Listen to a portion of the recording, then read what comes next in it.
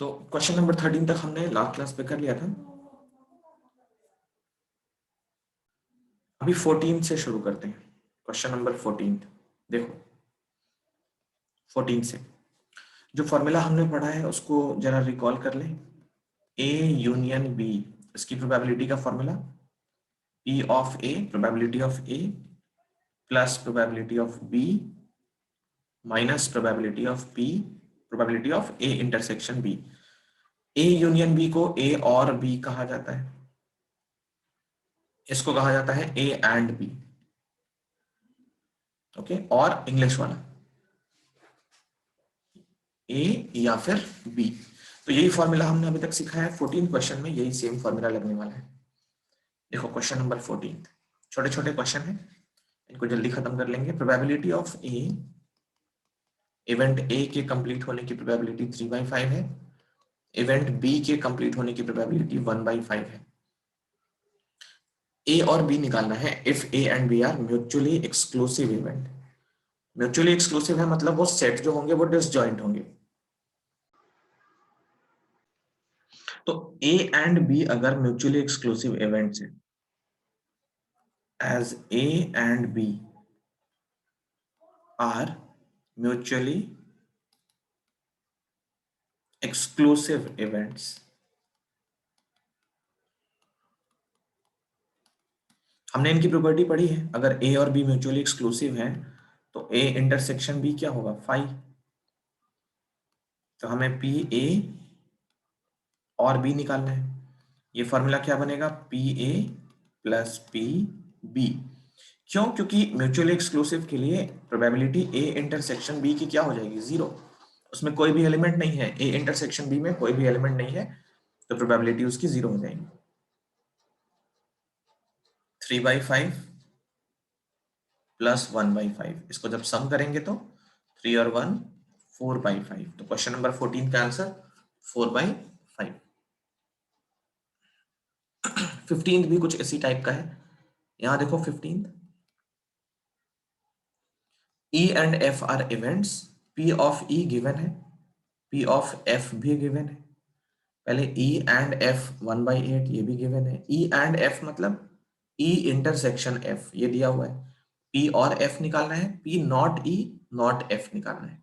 चलो, तो 15 का फर्स्ट पार्ट, P E और F, E और F को हम चाहें तो P E यूनियन F भी लिख सकते हैं। तो फॉर्मूला क्या होता है, P of E plus P of F minus P E and F। तो वैल्यू पुट कर लें, 1/4 plus 1/2 minus E and F कितना है, 1/8। तो इन सबका एलसीएम हो गया 8।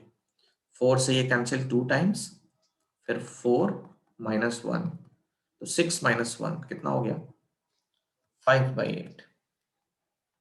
ये हो गया 5/8। तो 15 के फर्स्ट पार्ट का आंसर 5/8।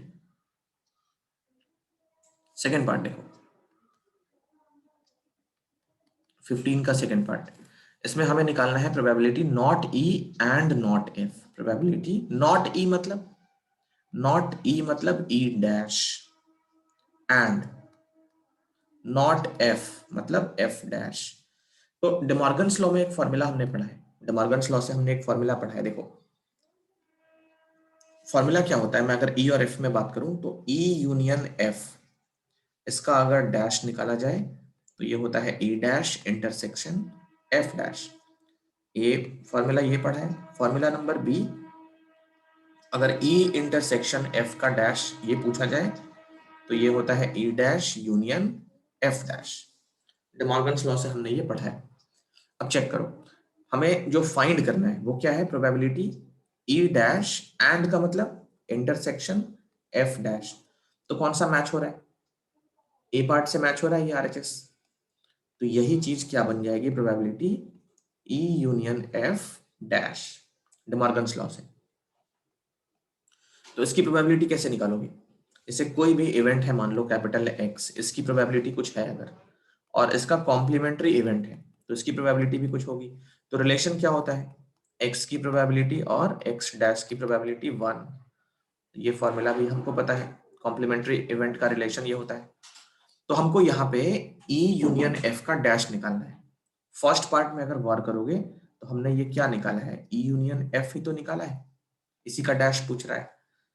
तो इसको करने के लिए probability E union F dash will be equal to 1 minus probability E union F। तो इस पार्ट को 1 में से माइनस कर लेंगे, 1 माइनस 5/8 फर्स्ट पार्ट में निकाला था, इसको सॉल्व कर लेंगे तो 3/8। सेकंड पार्ट का answer 3/8। Second question concept wise बहुत अच्छा है, इसको कॉपी कर लो, 15 का फर्स्ट और सेकंड एंड 14th भी।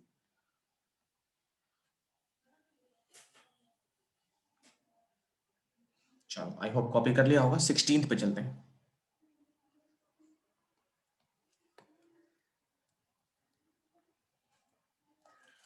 Question number 16th। अब छोटे छोटे क्वेश्चन शुरू हो रहे हैं, तो 16th और 17th हम कर लेते हैं एक साथ, फिर उसके बाद 18th और उसके आगे चलेंगे। देखो पहले क्वेश्चन नंबर 16 में क्या कह रहा है, events E and F are such that probability not E और नॉट F, नॉट E मतलब E डैश, और मतलब यूनियन, नॉट F मतलब F डैश, ये प्रोबेबिलिटी है 0.25। State whether E and F are mutually exclusive और नॉट, म्यूचुअली एक्सक्लूसिव है कि नहीं ये बताना है। तो डिमॉर्गन्स लॉ फिर से लिखते हैं,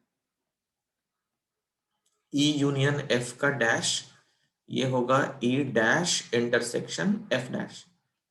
फर्स्ट लॉ है डिमॉर्गन्स का, ऐसे तो बहुत सारे लॉज हैं डिमॉर्गन्स के। E intersection F dash is equal to E dash union F dash, ये फॉर्मूला होता है।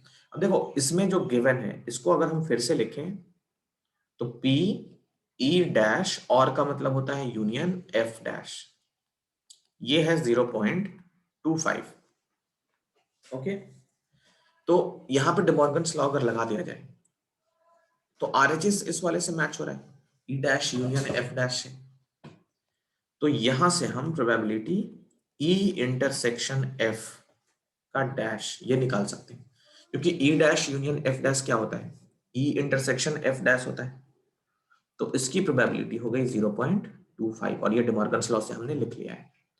अब देखो अगर हम E यूनियन F निकालना चाहते हैं या E इंटरसेक्शन F निकालना चाहते हैं तो इसी चीज को कैसे लिख सकते हैं, 1 minus probability E intersection F लिख सकते हैं equal to 0.25।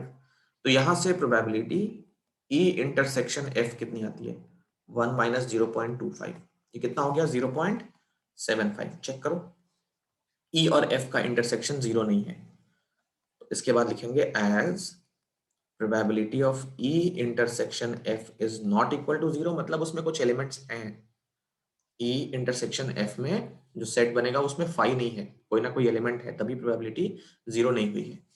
So E and F are not mutually exclusive।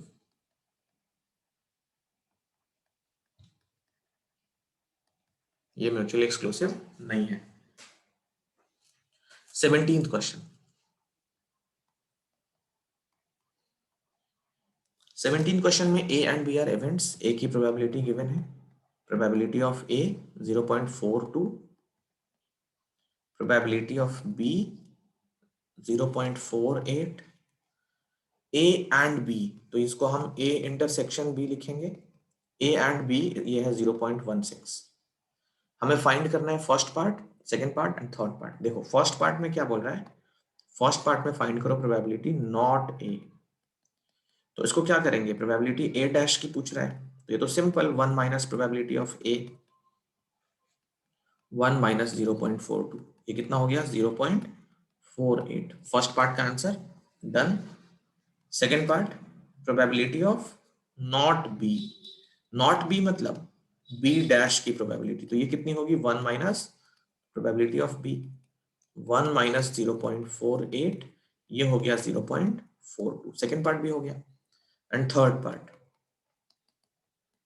Probability A और बी, ए और बी मतलब प्रोबेबिलिटी ए यूनियन बी, तो इसका फॉर्मूला होगा probability of A plus probability of B minus probability of A intersection B.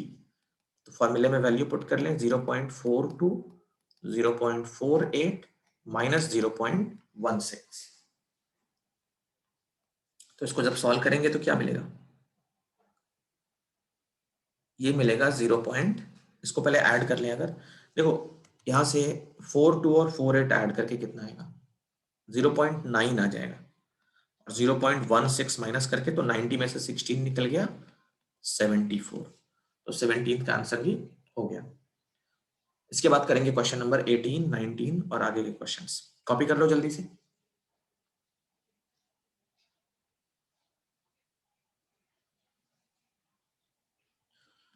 18th,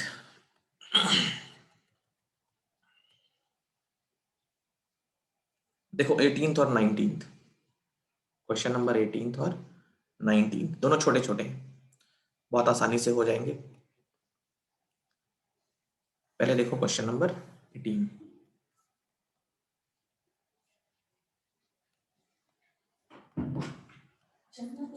18th question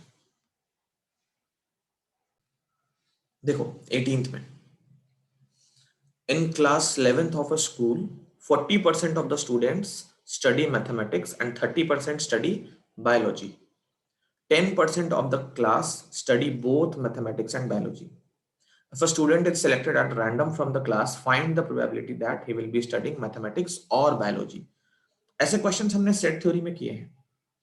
देखो किसी भी object का, किसी भी प्रोबेबिलिटी, मतलब किसी भी एक्सपेक्ट इवेंट का अगर प्रोबेबिलिटी दिया हो तो उससे हम परसेंटेज बना सकते हैं, अगर परसेंटेज दिया हो तो हम प्रोबेबिलिटी बना सकते हैं। मैं एक छोटी सी बात बोलता हूँ, मान लो किसी इवेंट की प्रोबेबिलिटी है 1/5।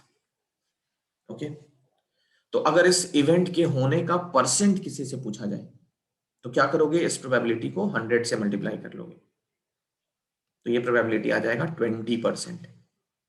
ठीक है, मैं अब दूसरा एग्जांपल बोलूं, जैसे मान लो कोई क्रिकेट मैच खेलने जा रहे हैं, उस मैच में मेरे जीतने का चांस है 60% और हारने का चांस है 40%।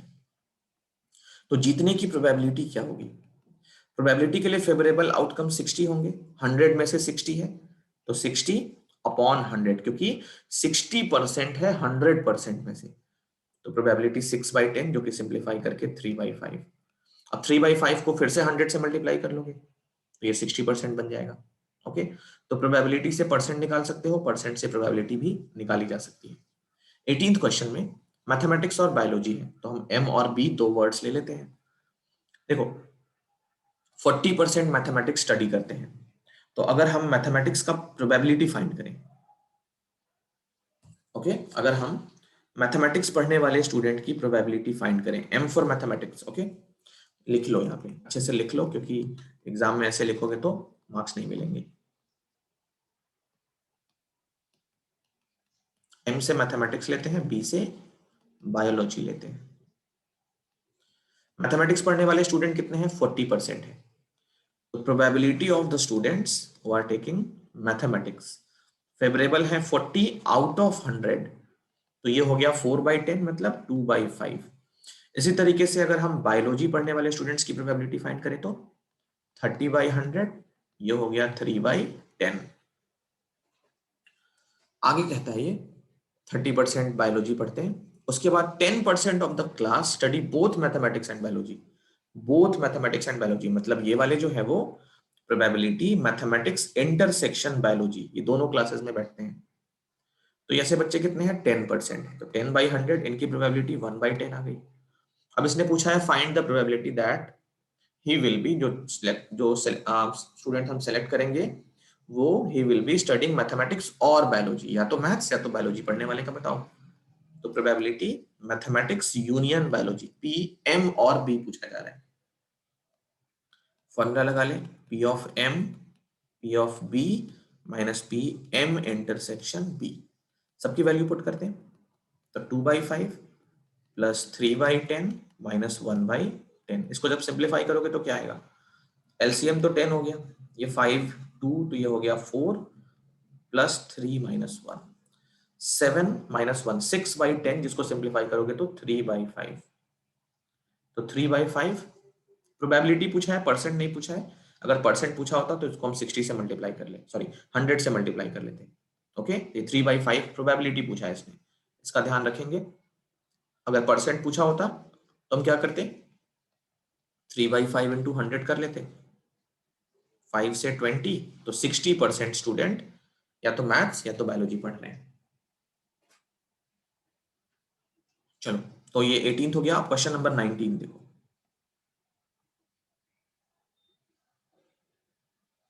19th में, in an entrance test that is graded on the basis of 2 examination, the probability of a random chosen student passing the first examination is 0.8 and the probability of passing the second examination is 0.7. The probability of passing at least one of them is 0.92. What is the probability of passing both? तो first exam और second exam है, मान लिया उसको ए और B से हम denote कर लेते हैं। Let A and B be the events of passing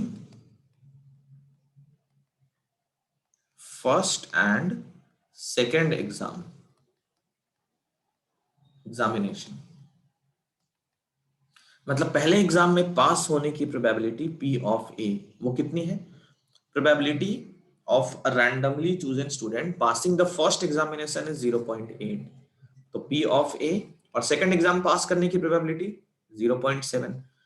the probability of passing at least one of them, मतलब दोनों में से कोई एक पास कर जाए तो वो भी काउंट कर लेंगे। तो कहने का मतलब ये या तो A पास करे या B पास करे, दोनों में से कोई एक पास कर ले। तो ये A यूनियन B, A और B है, ये है 0.95। अब क्या निकालना है? What is the probability of passing both? तो ये इंटरसेक्शन है। Probability A union B, A और B का मतलब A union B, A plus probability of B minus probability of A intersection B। तो A यूनियन B है 0.95, A की probability है 0.8, B की है 0.7 और इसमें से अच्छा probability of A intersection B हमको फाइंड करना है। तो देखो A इंटरसेक्शन B यहां से कितना हो जाएगा, इस वाले को यहां ट्रांसपोज कर रहे हैं, 95 को इधर ले जा रहे हैं, तो 8 और 7 ये 1.5 हो गया, उसमें से माइनस 0.95 कर लेंगे, तो कितना आएगा?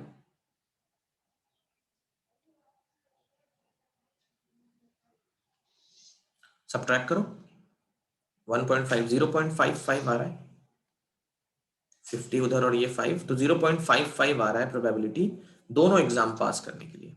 ठीक है, तो ये हमारा क्वेश्चन नंबर 19 हो गया। यहां तक कॉपी कर लो, फिर बाकी बचे क्वेश्चंस करते हैं एक बार में। चलो नेक्स्ट करते हैं क्वेश्चन नंबर 20, और उसके बाद 21 में 3 पार्ट्स हैं, तो 20 पहले करते हैं। क्वेश्चन नंबर 20 पहले कर लेते हैं। ये देखो question number 20,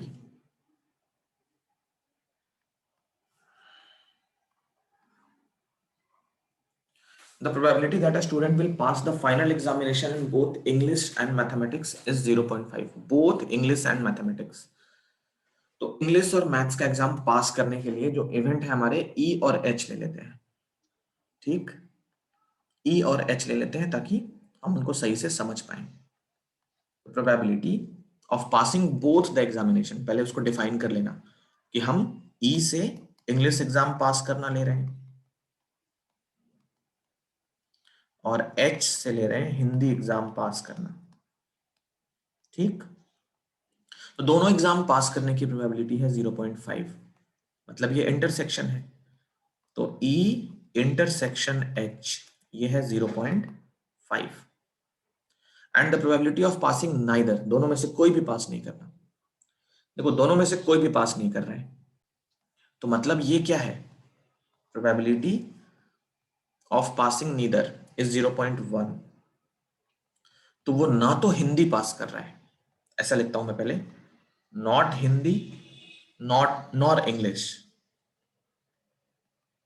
not English nor Hindi, मतलब दोनों में से कोई भी नहीं।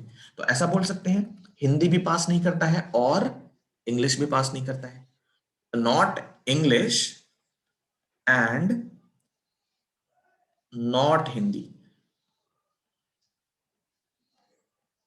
ये बात अच्छे से समझ लेना, दोनों में से कोई सा भी एग्जाम पास नहीं करने की प्रोबेबिलिटी, कोई सा भी एग्जाम मतलब हिंदी भी पास नहीं करेगा और इंग्लिश भी पास नहीं करेगा, तो एंड है वो, not English and not Hindi.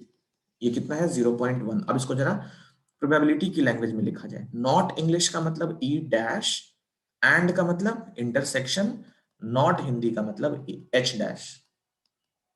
ये है 0.1। ओके, पहले जो जो डेटा गिवन है वो हम लिख लेते हैं।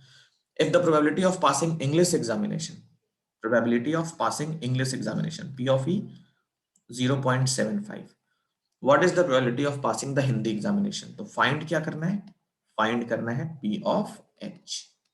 ओके, चलो सॉल्व करते हैं। तो देखो सबसे पहले हमारे पास जो फॉर्मूला है इसको चेंज कर लेते हैं,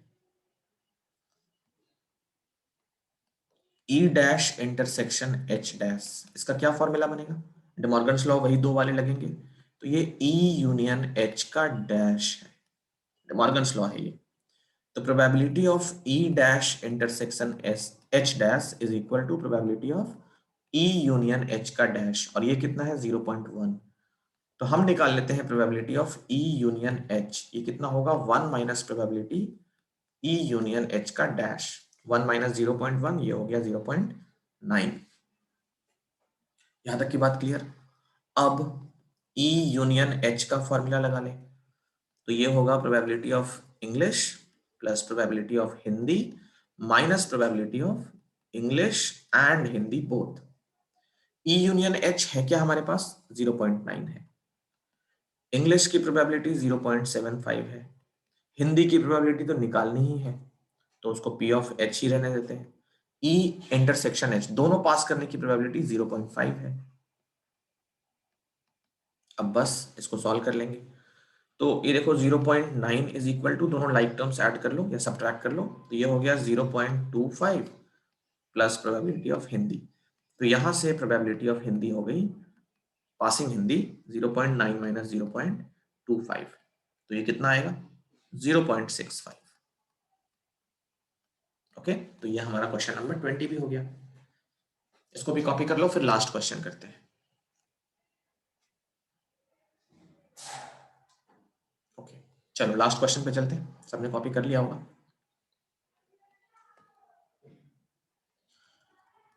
21 एक्सरसाइज का लास्ट क्वेश्चन है, फिर हमारा प्रोबेबिलिटी कंप्लीट हो जाएगा। 3 पार्ट्स हैं इसमें टोटल। देखो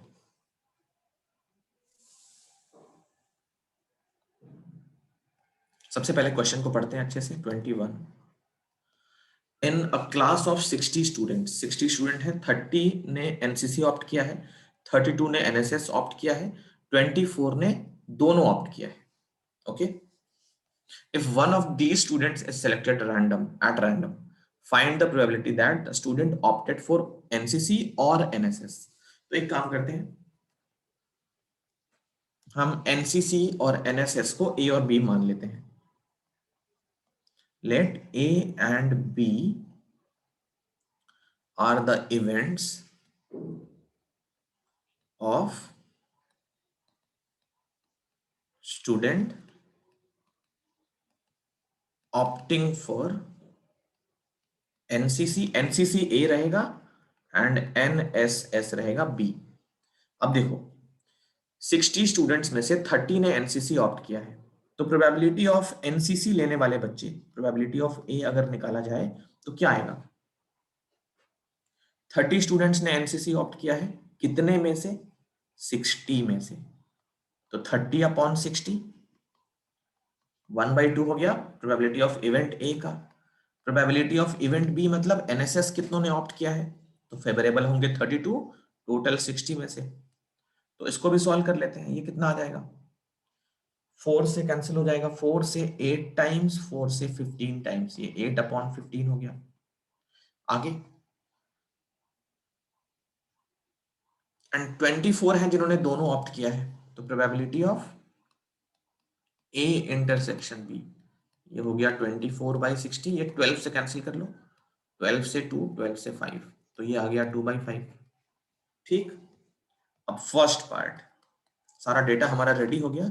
स्टूडेंट ऑप्टेड फॉर एनसीसी और एनएसएस, तो ये सिंपली ए और बी है, या ए यूनियन बी लिख लो इसको। इसका फॉर्मूला क्या होता है, P of A plus P of B minus P A intersection B. तो इसमें लगाए फॉर्मूला, पी ऑफ ए है 1/2, पी ऑफ बी है 8/15 एंड ए इंटरसेक्शन बी है 2/5। इसको सॉल्व कर लेते हैं, तो ये कितना हो गया 30 एलसीएम, फिर 2 से हो गया 15, फिर 15 से 2 और ये हो गया 16, फिर 6 2 ज़ा 12, तो ये आ गया 19/30 फर्स्ट पार्ट का answer. Second part, the student has opted neither NCC nor NSS, तो ये है प्रोबेबिलिटी नीदर एनसीसी, मतलब एनसीसी तो नहीं लिया है, मतलब ए डैश, नॉर एनएसएस ये बी डैश, और दोनों में से कोई भी नहीं लिया है, तो कहने का मतलब ये एंड है, ए डैश इंटरसेक्शन बी डैश है। तो इसके लिए क्या करना होगा, सिंपली हमको ए यूनियन बी का डैश निकाल लेना पड़ेगा। डिमॉर्गन्स लॉ से हमने पढ़ा है इस चीज को, है ना। तो अब हम फिर से वहां पे कॉम्प्लीमेंट्री प्रॉपर्टी अप्लाई करेंगे, ये पी ए यूनियन बी को 1 में से माइनस कर लेंगे, तो ये हो गया 1 माइनस 19/30, सिंप्लीफाई करोगे तो 11/30 बी पार्ट का आंसर हो गया। और थर्ड पार्ट में student has opted NCC but not NCC, NSS but not NCC. तो ये देखो, एनएसएस तो लेना है, मतलब बी तो चाहिए उसको, बी इवेंट तो कंप्लीट होना चाहिए, एनसीसी मतलब ए इवेंट कंप्लीट नहीं होना चाहिए, तो बी में से ए को माइनस कर लेंगे। बी में जितने भी बच्चे होंगे वो कौन कौन से हो सकते हैं, या तो वो एनएसएस लिए होंगे या फिर दोनों लिए होंगे, मतलब एनएसएस एटलीस्ट उन्होंने लिया होगा। अब चाहे वो एनसीसी वाले भी आके बैठ जाएंगे, कोई दिक्कत नहीं है, तो उसमें से हम वो वाले माइनस कर लेंगे जिन्होंने एनसीसी भी लिया है, यानी कि इंटरसेक्शन माइनस कर लेंगे। ओके, तो बी माइनस ए कैसे निकालोगे इसको, बी माइनस ए के लिए बी में से, मतलब प्रोबेबिलिटी ऑफ बी में से, अगर हम सेट्स की बात करें तो नंबर पे जाते हैं, प्रोबेबिलिटी ऑफ बी में से probability of A intersection B minus करेंगे। ओके, तो बी वाले कितने हैं देखो जरा, इसकी प्रोबेबिलिटी फाइंड करनी है, तो बी की प्रोबेबिलिटी कितनी है 8/15, उसमें से माइनस करना है ए इंटरसेक्शन बी 2/5 माइनस करना है, तो एलसीएम कितना हो गया 15 और 5 का एलसीएम हो गया 15, ये हो गया 8, 5 से 3, 3 2 6, तो ये हो गया 2/15, 2/15 ये आंसर हो गया सी पार्ट का। ओके, तो हमने प्रोबेबिलिटी कंप्लीट कर ली है। अब अगली क्लास पे हम स्टैट्स वगैरह कुछ शुरू करेंगे, ठीक है, तो कॉपी करके जा सकते हो।